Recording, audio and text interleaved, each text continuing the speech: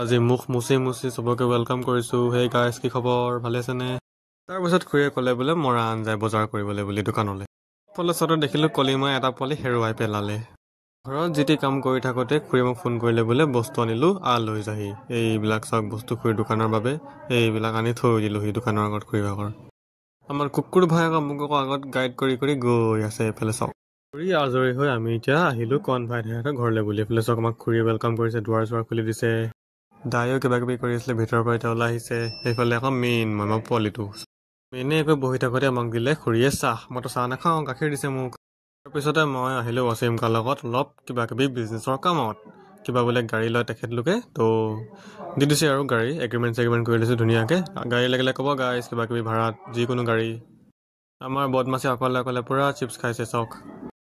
অৱশেষত আমি চব ভাত খাই মেলি এতিয়া ধুনীয়াকৈ খাইছোঁ আৰু খাই মেলি এতিয়া যাম আৰু ঘৰলৈ বুলি। Okay bye bye guys, see you in the next blog, by.